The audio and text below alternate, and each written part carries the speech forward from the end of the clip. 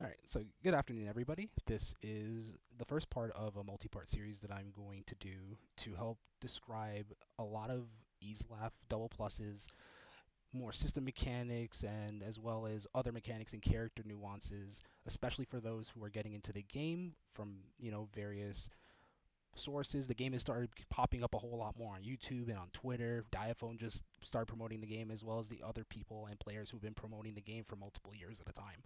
So what I would like to do is for those getting into the game more recently than before is to basically ease them into everything because on a surface level this game is a little bit confusing, especially with some of the questions I do see in the Discord general chat.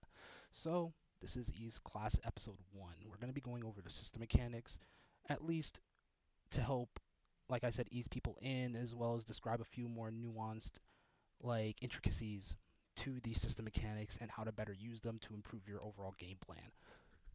So starting with health more than anything, it's a visual tell more than anything. This does not look like 1600, and a lot of what your actual HP is below the 50% line. It's why, like, if you've seen any footage of the game, a lot of people seemingly survive routes that look like they should kill. No, the damage is true. It's just that the front half of the health bar is just all visual more than anything. So that's mainly it for health.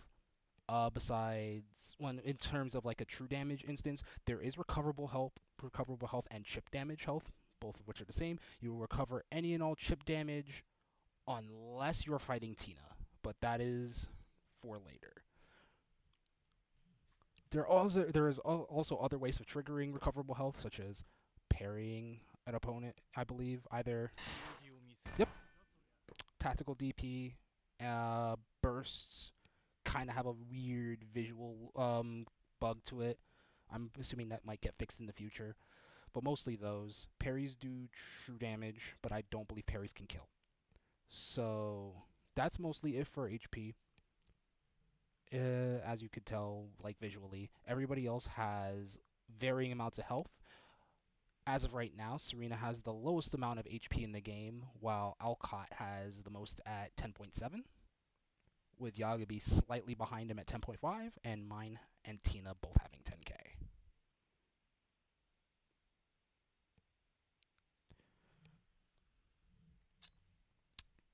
Moving on, I would rather get into more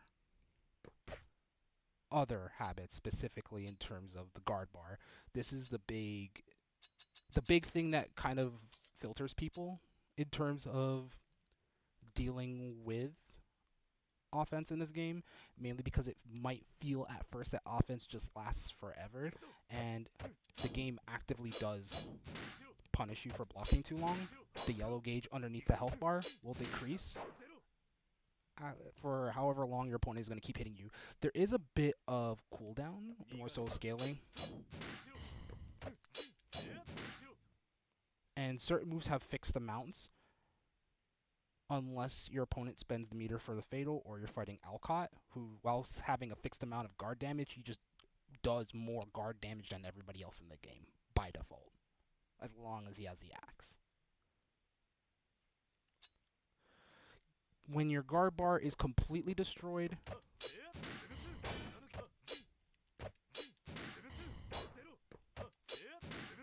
as you can see right here,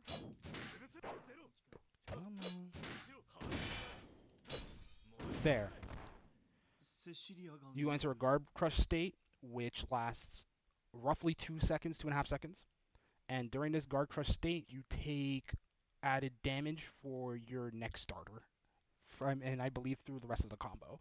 So combos that look like they're doing normal damage, if you get guard crushed and get hit by them, odds are you can just die. It's not as much as it used to be, but it's still a sizable amount. So be very wary of getting guard crushed. The big thing about the guard bar, though, more than anything, is that if you are mashing on block stun in this game, you take added guard damage. This also is accounted for holding inputs too.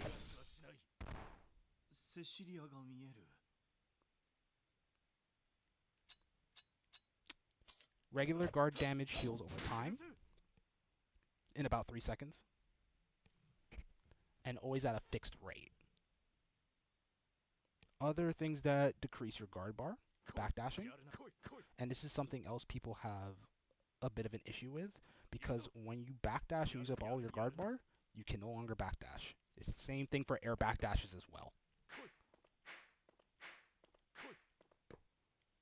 This means any random blocked attack will automatically guard break you, and odds are you might just die if you're using them a little too recklessly. If you see in tournament footage and other VODs that other players put up, you'll know that they try to avoid being put in the situation where they're forced to constantly backdash or air backdash. And this is exactly why. Part of the reason for the backdashes taking guard bar is that backdashes in this game are also, as you can tell, very good. Even the ones that aren't as amazing, say like saving Tina and Alcott, they're still pretty good. The biggest downside is that there is not a singular backdash in this game that is frame 1. They're usually frame 2 onward.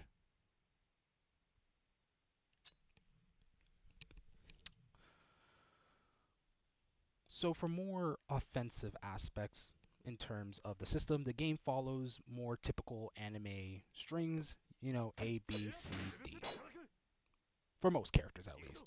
The only character that is mostly an exception is regular Tina, mainly because she doesn't have true Gatlings outside of 5A, 6A, and 2A, 6A.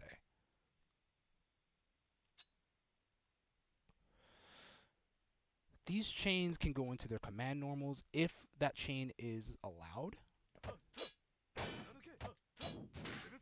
Also, wait, I also forgot, Yagabi also doesn't really have Gatlings outside of close 5B, far 5B, and 5A, 2A. He's the only other character with quote-unquote links that he has to make. But yeah. Characters can also chain a lot of their normals into command normals, kind of typical of like your Blaze Blues, your Guilty Gears, your Under Knights. Think of it like that. And that's usually how it works.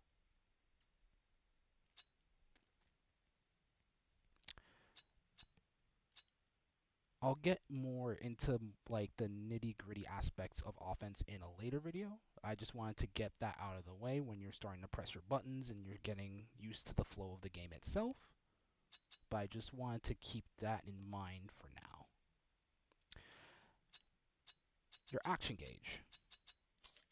In EaseLaugh Double Plus, you are generating meter automatically at all times.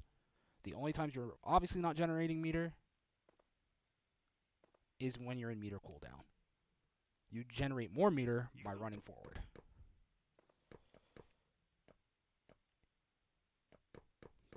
This is very important due to how often meter gets utilized in this game, either for neutral or hit conversions.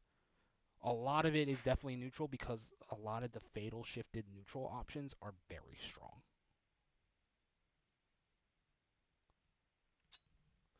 When you get 1 gauge, you're able to use a fatal shifted move, and when you get more gauges, you're able to do super and guard cancels and so on and so forth, but that'll be a little bit for later when I talk about fatal shifts and other meter defensive and offensive options.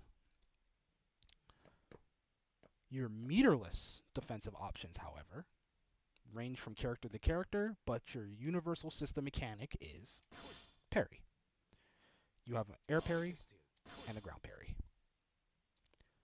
Parry is 3 frames, so if you try to parry on wake up and your opponent properly metees you, or just puts out an extremely active tool, your parry will always lose. There is one instance where parry will not lose, but that is also tied to fatal shift, and I will explain that when I explain fatal shift as well. When you press BC, you get a parry. From frame 3, for as long as you're able to hold it, and as you can tell, the longer you hold it, it drains your guard bar. And if you had meter, it would also take almost all of your meter. Yes. Sorry, English is a little bit rough. Like so. All my meter was gone. However, you are able to catch highs, mids, and lows. There's no different types of parry in this game. You just have your parry. However, parries lose to throws, which are very, very, very, very important aspects of the game. There are two different types of parries. There's a strike parry. Oop. Oh, geez, it actually didn't. There. Your strike parry. That catches that. There is an insane amount of hit stop, which means if you swing into a parry, you cannot avoid it at all. And then there's projectile parry, where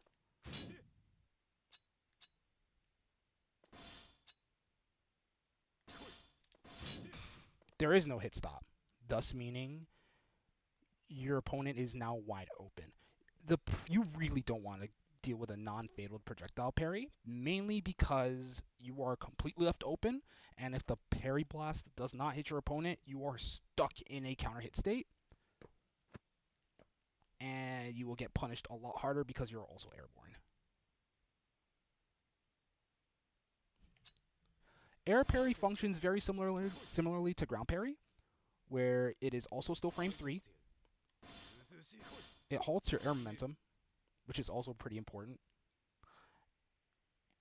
And it catches everything that regular parry would normally catch. As of a few months ago, there was a buff to air parry where if you air parry and hold it onto the ground, it will keep your parry active. It's a pretty interesting way of calling people out if you feel like they're going to swing on you just because they saw you hold the parry in the air. But it's also very risky because, again, throws are very, very strong. Speaking of throws are one frame in this game. They are one frame with a 14-frame tech window. Basically, the only way you're reacting to the throw is if you see the animation of the throw itself, because as long as the X is there and you see the animation zoom in, you should still be able to tech the throw. As long as you're not too late with it.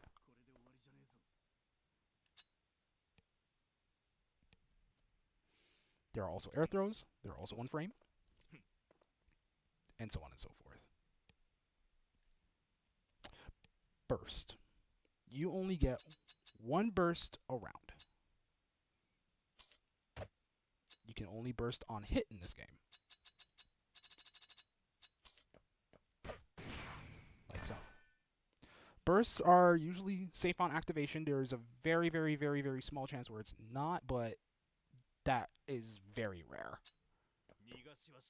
And like your typical bursts in any other anime game, you can bait it, and your opponent is super minus. However, this is not like old gear. You cannot throw bursts in this game. It does not work. So just keep that in mind. I know people would have loved to have fun with that, but nah, they had to take that out.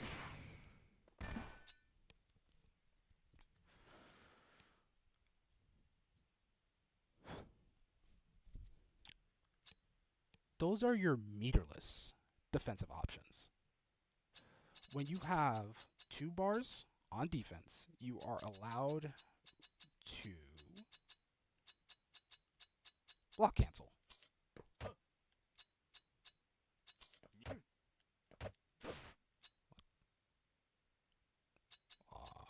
Oh, whoops. There you go. Basically, treat it as your counter assaults or your dead angles from older Guilty Gear games. It doesn't have the hit stop or block stop thing from regular strike parry, which means you can call it out. A little bit harsher in the heat of gameplay to do, but you can. Ooh. Benefit of the doubt, though, they're not counter hit state. You get a punish, but you don't get counter hit. Very important.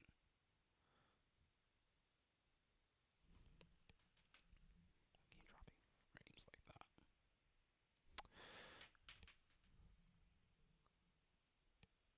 As for your other metered options, this is where I talk about Fatal Shift. And this is where things get very, very interesting. So, this is the game's defining mechanic. If you want to liken it to another mechanic, you could think of it like Guilty Gear Xrds YRC. Because for 1 bar plus a button, you stop the game. Mostly. Most tools have it. There's another type of Fatal Shift that I will also talk about. Fatal Shift, being the game's most defining mechanic, means that it's pretty strong, and you'd be correct. Absolutely correct, even. If there is a super flash on a Fatal Shift, like this, or just Fatal Shift as we call it, you are invuln on frame 3 till roughly around the first actives of your normal.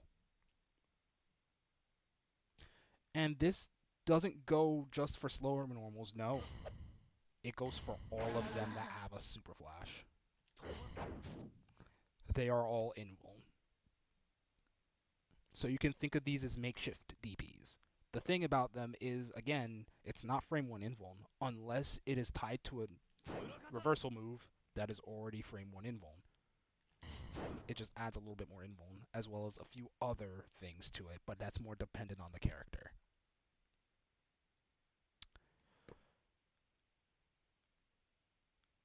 Fatal Shift is how you guard break people, as you can tell right there. It eats one whole block of guard bar on top of the fixed guard bar damage normal would have done, but it also forces your opponent into guard bar cooldown, so successive Fatal Shift attacks will not auto guard break people. It also allows moves that don't have wide Gatling options to get their Gatling options back, or better yet, to have any Gatling option. So this is Mine 5C. Mine 5C only goes into so many tools. But what if I wanted to say 5C6A? Which you can't do, as you can tell, as you look at my inputs. Now you can. Spending meter gives you a makeshift reverse Gatling or reverse beat. You can think of it like that. This is extremely important because it would now make moves that are normally unsafe to utilize a lot safer and expands on your idea of how a character can run offense. Like mine is your typical protagonist Shoto, who likes to do a lot of strike throw, and he can still find ways to mix you up off of his Fatal Shifts. Mainly because of how he can keep himself safe after using said Fatal Shift moves. Another big important asset of Fatal Shift is that if you are aware and the game freezes, you can buffer the startup of your Fatal Shifted normal into something else. This is called a Fatal Connection. And it will maintain the enhanced properties of the normal that you cancel into. As long as there is a Fatal Shift activation, it will maintain the Fatal Shift state, no matter what. So this is mine FAR 5B, and this is Fatal Shifted FAR 5B. Other benefits of Fatal Shift come from the fact that they are dash cancelable on hit or block. They all are jump cancelable. 5C is not jump cancelable on block. Now it is. Thus meaning you can air dash cancel them. Very important, by the way. So I'm dropping frames. I might have to change the stage. Sucks, but let me get to that real fast. And if it's the input interpreter being on, then I'm going to have to turn that off too. Sucks, but oh well. I'll use this minor lapse in time as a means of asking questions. So I'm actually recording this in the EaseLaugh Discord as we speak to an audience, and I'm curious to those who have any questions. You can either unmute and ask, or you can put it in the Q&A chat, and I will answer any question you have.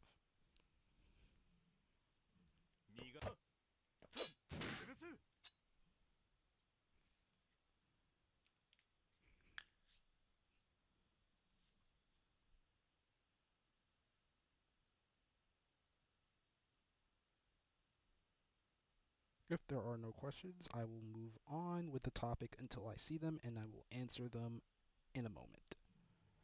So,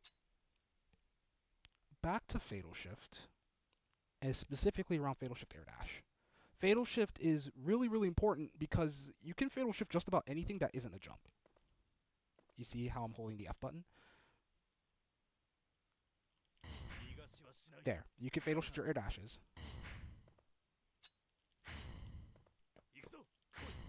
You can Fatal Shift backdash into forward dash.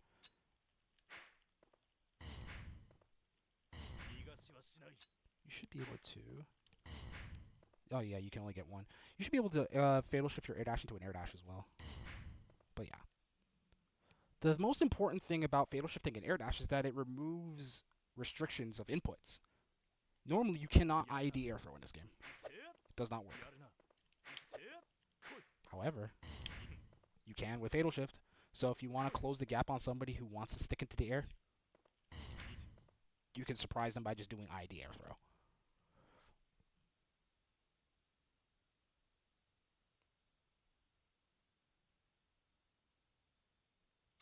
Fatal Shift properties are also used in air normals too, up to and including the bit of invuln. So yes, realistically, if you see somebody beat your try to beat you with an anti-air, you could come down with a button to stuff it, which is extremely important because anti-airs in this game are, well, 6A anti-airs in this game are all frame 1.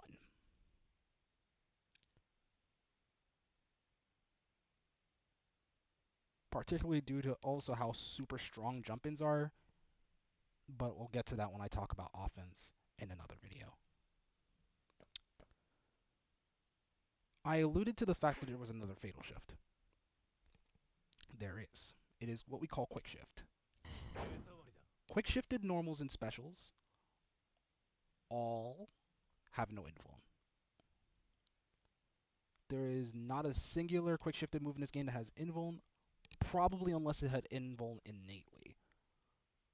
This is mainly there as a means of just giving the player a quick either mix-up option, repressure tool, or just a way of just not giving them an instant tell that there's a Fatal Shift outside of the crest showing up and the audio tell.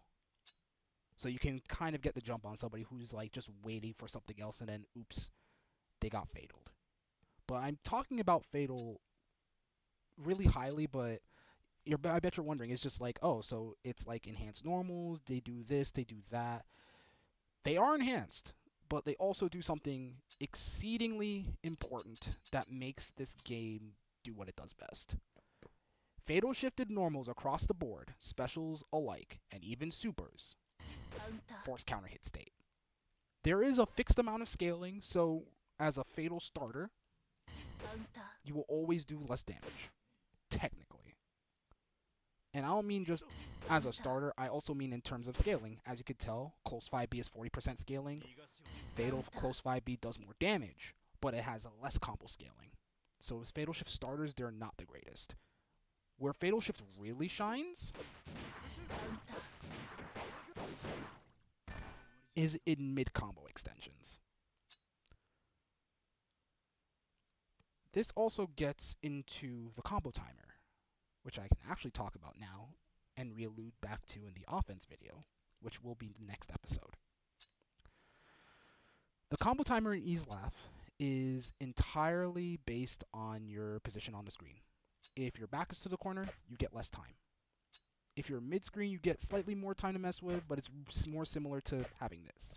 If your opponent is cornered, you get more combo time. You get a lot of combo time. So a lot of EaseLaugh, much like fighting games in general, is vying for corner position.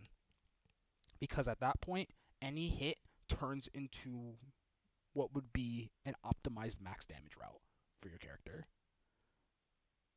Starter ratings do matter. There are your A starters, your B starters, and your C starters that all vary in combo timer length.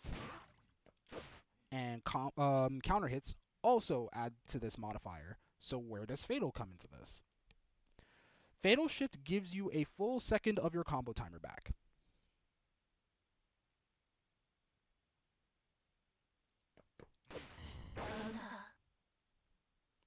This is important because this means if you are running low on combo timer and you really either want to extend it or end your route in a way that is preferable to you, you spend meter, which is what the game really wants you to do. Keep this in mind because there's a lot of time where people kind of sit on a lot of meter, which isn't necessarily bad, but you really want to spend it so you can generate more, so you can either use it for stringing people up, or if you get that lucky hit and you feel like you can spend and cash out as much as you need to, you find a way to do so. That is of the utmost importance. That is why you constantly generate so much meter in this game. It's because the game just really, really wants you to spend it.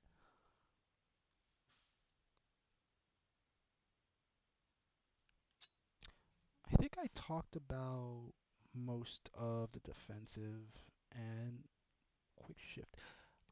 Ah, before I talk about one thing I absolutely missed on when talking about defensive mechanics because it's a little bit more fringe to see it happen, but it does happen. You can Kara cancel your quick shifts.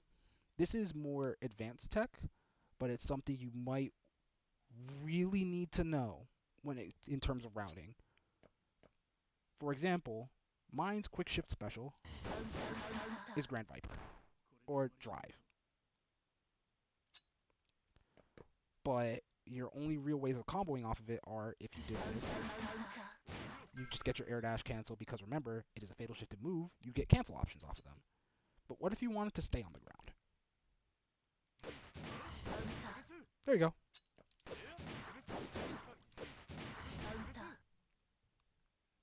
You buffer the startup of your quick shifted move into another button, and it will automatically give you the normal you comboed into, or more so Gatlinged into. And the reason for this is within the game system itself. Easelaf is a relatively simple game. Also because this game's input buffer is effectively infinite. Yeah, that is not hyperbole. It is not a joke. You have a 99 frame input buffer. You could have pressed something last week and it will still come out. It is that wide. So keep that in mind. It's a good thing as much as a bad thing, especially for people who like pressing buttons in neutral. Particularly because you'll do something and then there. See? It'll still come out. Very important. So this is important for offense as it is for defense because, again, the game punishes you for blocking and holding inputs. But the game also rewards you for knowing how to use input tricks to get what you want.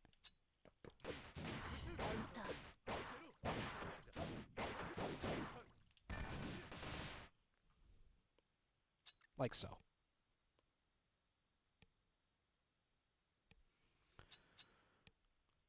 As for the other defensive system mechanic that I forgot to bring up, block, jump. You can guard cancel in the air. This is extremely important, even though it's a little bit more fringe, simply due to the biggest thing in this game. Every and all grounded normal in this game is air unblockable.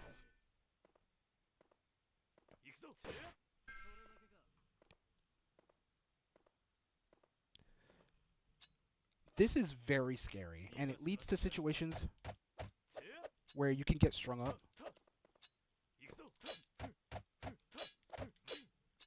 Air to ground. So you can either guard cancel in the air, or because of really more intricate things, you could technically parry out of air to ground block strings. They're not truly guaranteed.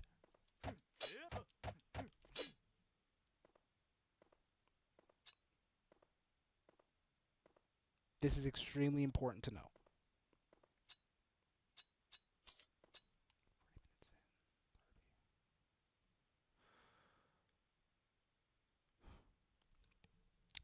So I believe that's all for the super inexpensive metered aspects of offense and defense with the exception of guard cancel costing 2-bar. Your other 2-bar options are your supers, which are mostly done via 2-3-6 and 2-4-D. Every character's super does a different thing. Whether or not you can combo off of them are also character specific, and for the most part, a lot of them are good. Sometimes, though, you're most likely going to be routing into multiple fatals because multiple fatals will out damage your super. Yagami mains absolutely know what I'm getting at. But it's still very important to bar damage dumps if you really, really need to spend the meter because they have other forms of utility behind them. Or they just blow up your health bar. Either or. For example, mine has a reversal super, which is about 8 to 10 frames, if memory serves, in Chariot of Fire. And as you can tell, it leaves his system mechanic there, which I will get to when I talk about character esoterics far later into the future.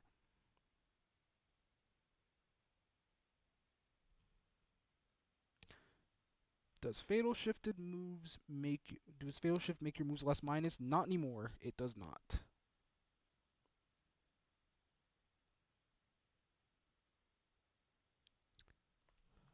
So Fatal Shift used to affect frame data very, very, very, very, very long time ago. It does not anymore. So everything is fixed in terms of block stun, even though the hit stun is different because it is forcing counter hit state.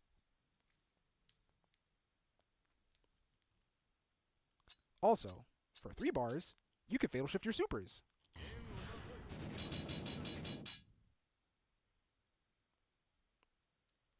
They either get more damage, more utility, or they're just roughly the same and they freeze the combo timer, or they give you more combo timer. That's another thing about supers. If you get hit by a super in this game, it freezes the combo timer, which means it lets you play around with the timer a bit more instead of just eating away at your combo, which is extremely important.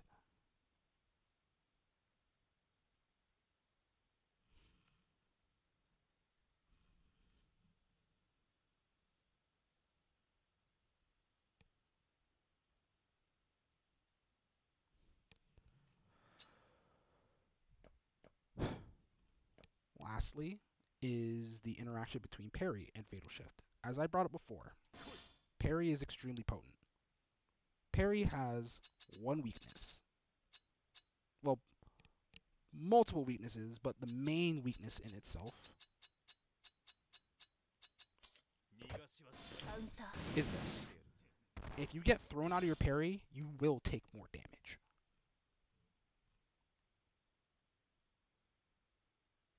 And if you get thrown in the corner,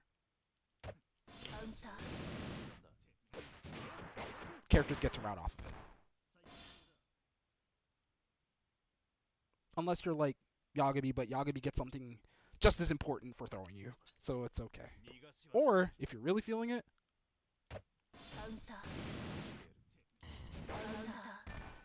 you can spend meter to combo off your throws mid-screen.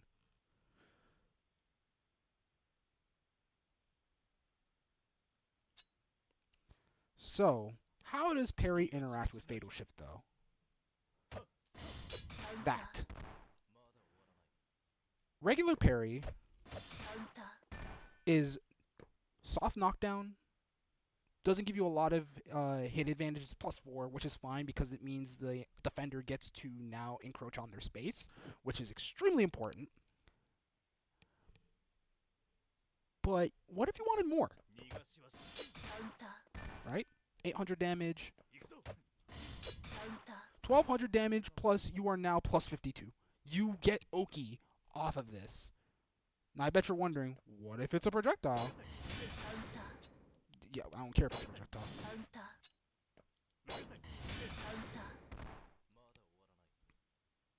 That blast from enhanced parry from blocking a Fatal Shift is massive.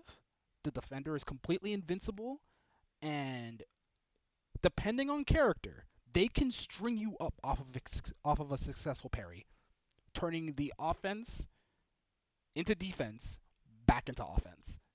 Now the person who tried to swing on it is forced to block. You cannot punish an enhanced parry no matter how hard you try. They are all plus. All of them are plus.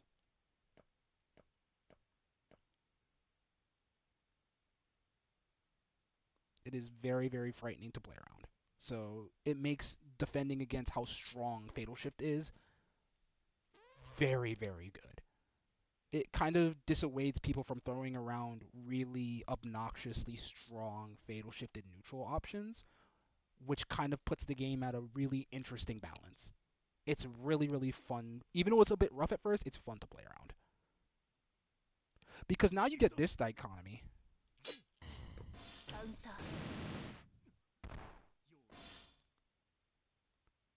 Take in mind, though, as long as there's a Fatal Flash, there is still scaling applied. Can you throw the Fatal Shift parry? No, you cannot. You are completely invincible. As long as the parry is activated, you cannot interact with it. You have to deal with that. And the reason why that is remember when I said parry was frame 3? Against Fatal Shifts, they're frame 1. Specifically in that situation, they are frame 1.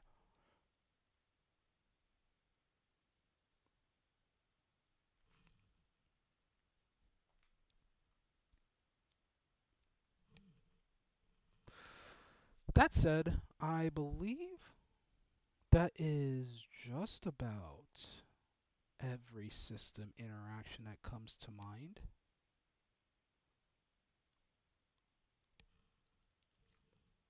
Yeah, I believe I talked about health, I talked about guard bar. Oh, right. Last thing.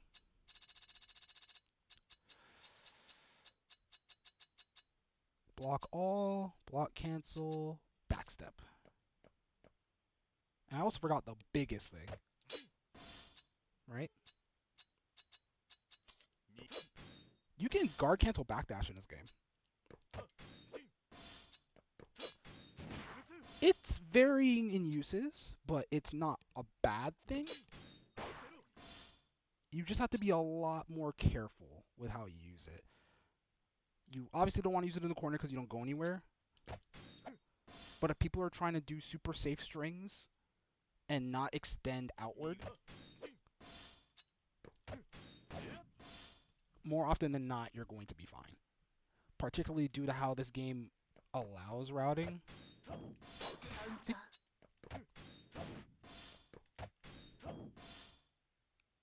So on and so forth. And last but not least, as in I think this is probably the most important defensive mechanic in this game, tactical attack. Tactical attack is, I want to say, between a 6 to a 10 frame reversal option.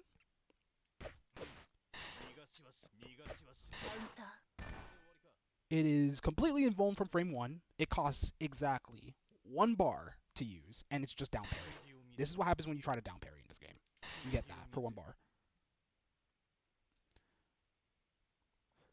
It is really, really quick. Not only is it quick, it hits everywhere around them, and not only that, it has one very important facet to it that, honestly, leads to it being a very potent tool. Every sweep in this game is hard knockdown. However,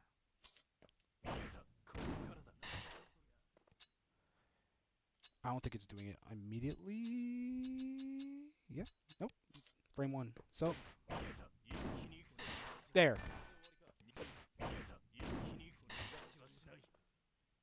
Basically, if your Oki is really, really sloppy and you try to do something, a safe jump, you cannot.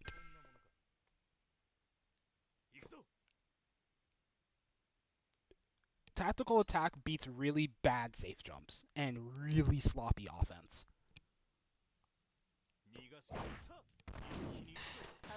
However, as you can tell, that is what happens if you tactical attack poorly. You can use it out of strings if people are trying to be a little too offensive and not respecting how much meter you have. You can use it as not necessarily an anti-air, but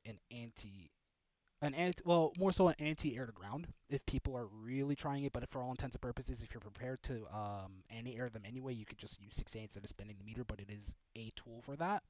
You can also tactical attack in the air if people are trying to be belligerent. And most importantly, something I definitely didn't say on purpose, all of these defensive mechanics are cancelable out of normals. Every and all of them.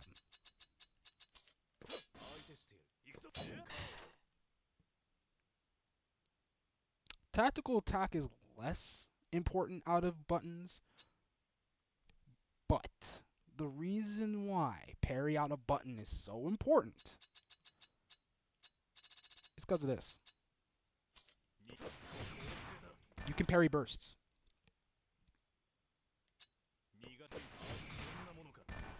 You also get a lot of meter for parrying. If you would do an enhanced parry against a fatal shifted move, you get a lot of meter for that too.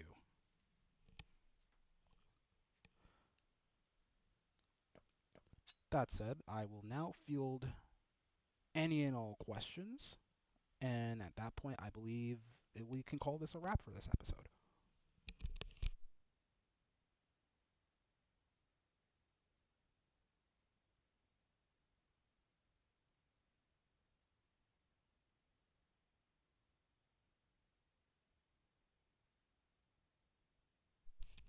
So one of these questions is, can you do Fatal 2BC?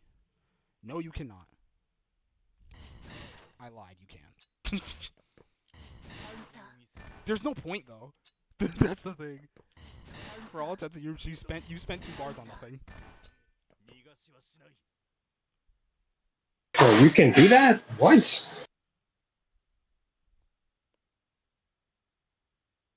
Yes, you can, person who unmuted and remuted.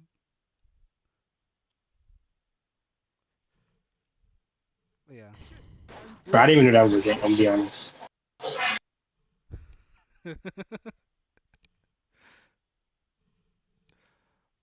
Yeah, you can fatal that because it is considered an attack. Is there any point to it? You know what? Now I'm curious. No, they're not because you don't get any cancel options.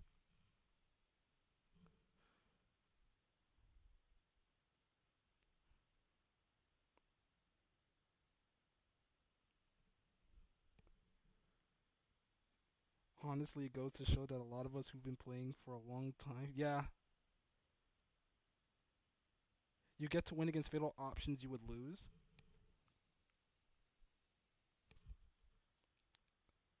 So, Dogburgle asks, are there upper body invul moves like Guilty Gear? Yes. 6As. Every character's 6A is upper body invul frame 1. Some are more like hitbox or hurtbox reductions. Some are just coded to do that.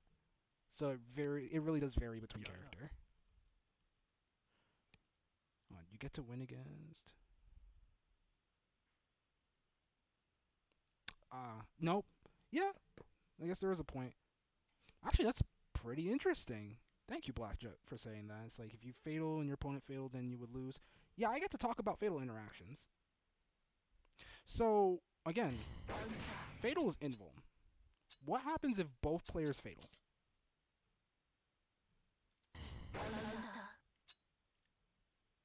If both players fatal, usually the faster fatal would more often than not win because then the invul on both is kind of overridden. It's really weird. It's a funny interaction.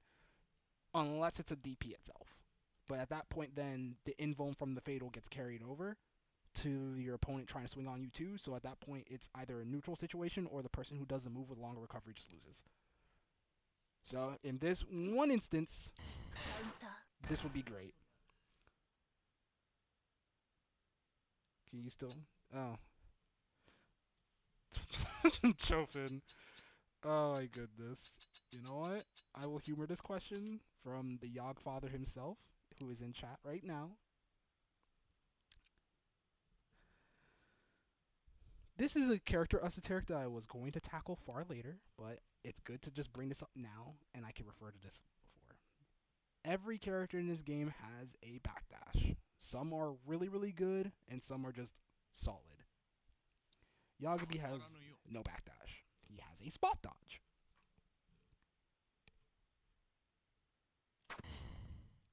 But he can do that. He can fatal backdash. He actually gets a backdash. It's so funny. And he can cancel that into specials.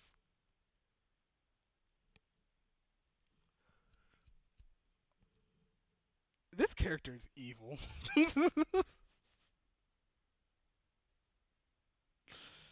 Yes, every character can fatal their backdash into extra offense, even though the invuln is not carried normally because the backdash is still not frame 1. Literally every character can do the same thing.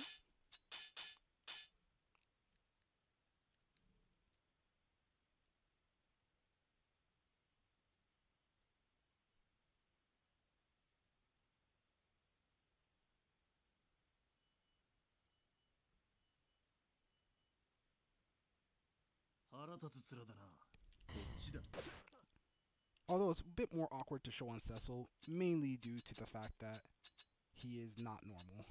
So I'll do it with mine instead. There.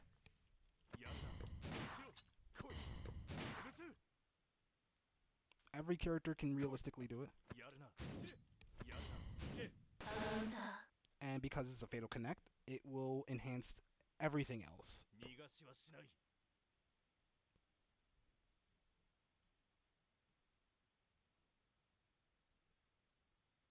Who is normal in this game? Nobody is. Not a singular character in this game is normal. Every character in this game is very, very well put together and very, very, very strong. Is the best way I can put it.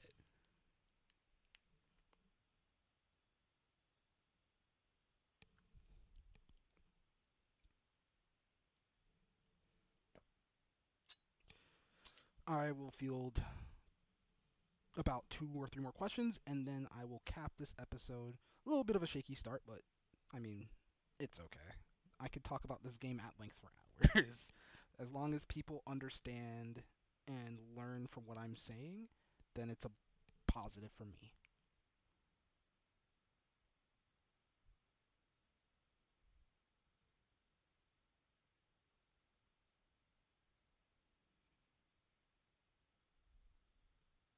When will the VOD be released? I will stop recording today, obviously, and then it will be up, if not by the end of today, within the week. And then I will do this either weekly or bi weekly.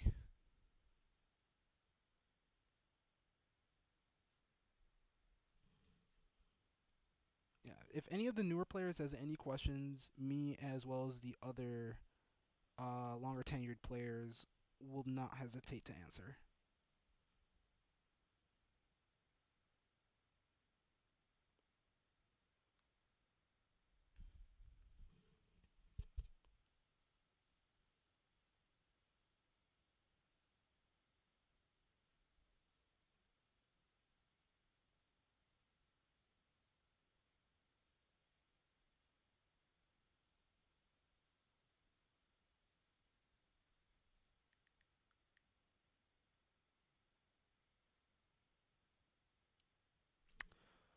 Feel like I covered all the basics. Yeah, I think I did.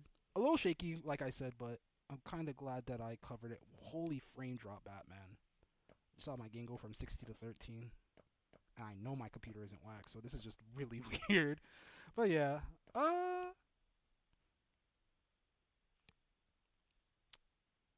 And honestly, if that's it, if nobody has any other questions, then I'm willing to call it there.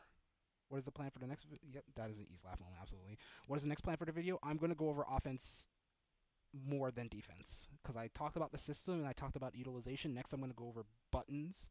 I will go over move attributes and honestly reversals. Just mainly offense because I definitely covered a bit more defense in this video. Yes, if I look at the picture that I took about my topics that I'm discussing, then yeah, it's going to be offense and defense. Mainly because I talked about Fatal Guard, but I'm definitely going to probably talk about offense and as well as defensive habits to not fall into. And the first one is going to be in all bold text, stop mashing on defense. Or stop mashing in block stun.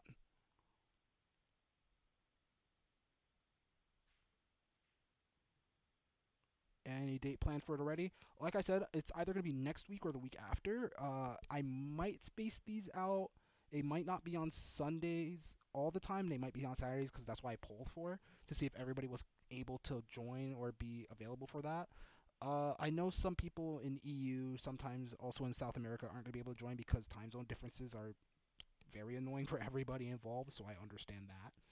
So I might be looking ahead to either the 22nd, the 28th, the 1st of March, or the 7th of March.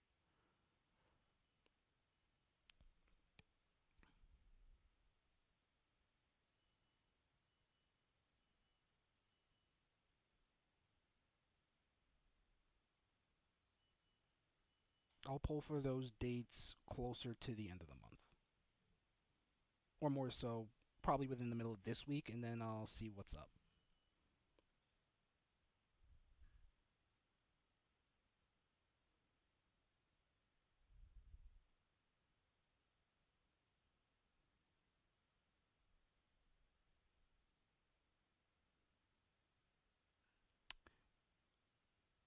If there are no other questions, I guess we could sign off, but I'll wait for the people typing in chat to answer. Or ask, I should say. This question is probably suited for a class of a different aspect of the game, but considering this video will probably be the first thing a lot of people who are interested in the game will watch, I think it's fair to answer here. Are there any characters or features planned to be reworked apart from Serena that we know of this moment? Okay, no, this is great. So for what we know right now, Serena is way further along. We have the boss character, or a character, I believe she's the boss character, Unbirth, that Free is right now working on down to the modeling. We don't know how she's gonna play or anything.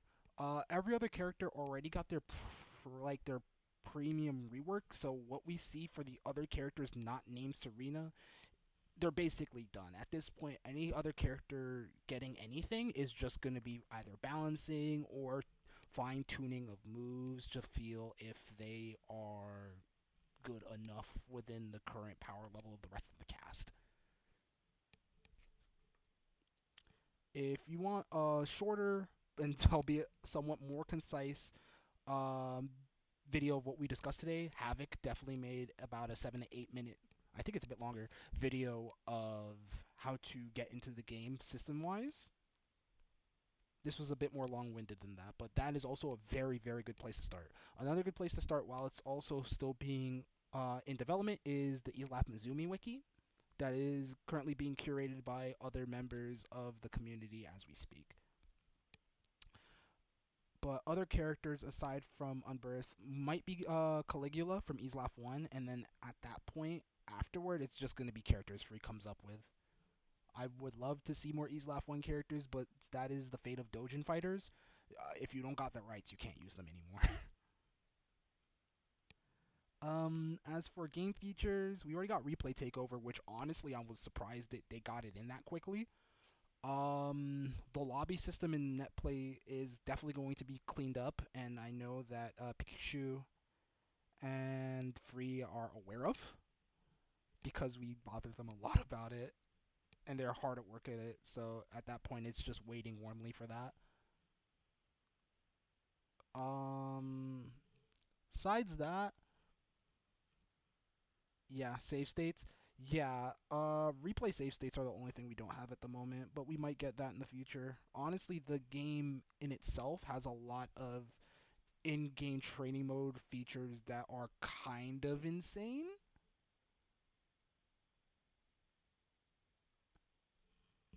Like, yes, Black Jet said it in the Discord chat. This is the best training mode I've ever used. Yeah, honestly, it's up there, straight up. Like, to just get this out of the way, we have all of these settings. You can see damage display, everything. You can customize it. You can do whatever. The only thing is like visual clutter. But I mean, at that point, use at your own discretion. We have a frame checker. You can change the background display. You can make it. Oh wait, this game has. Hmm. This might be useful for things. I might have to. I might have to actually think about that. And so on and so forth. You can also have character unique actions and whatnot, and so on and so forth.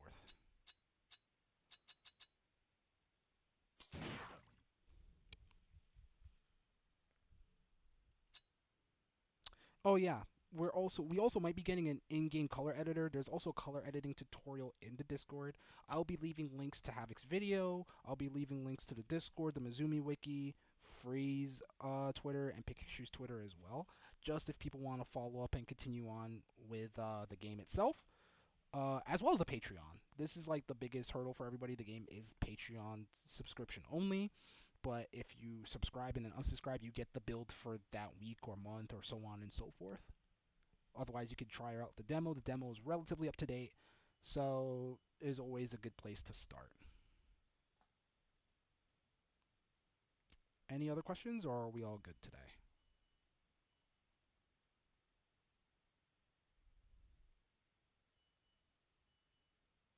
Do we have any homework? Lab.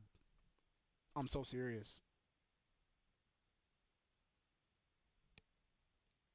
That is the only homework. Play the game. That is your homework. Have fun. The Ease Lab community is not necessarily small now, but every time there's new players, I get really excited because that means all the other new players have somebody to play with. It's really endearing. We also have character guides that are being worked on by other members of the community that Mars also put up on the Mizumi, so people can also check there. It's a very good starting place. The only thing at this point is that characters like Alcott and Serena have not had their wikis updated, and I'm more concerned about Alcott, which I really should get to doing, but I digress. But yeah, lab over what we talked about today. Honestly, I think the biggest thing you should do for anybody who's learning the game right now and anybody who's in the Discord call and is learning, mess around with the system mechanics. Like, put yourself in situations where you're going to be forced to parry, understand what you can and can't parry, because next time I'm going to be talking about ways to beat parry, and I would love if everybody were prepared. Because I'm going to talk about beating parry, I want to talk about offensive structure, and I'm going to talk about Okazemi. And I'm going to be playing Cisco when I do it, so I'm going to love talking about Okazemi.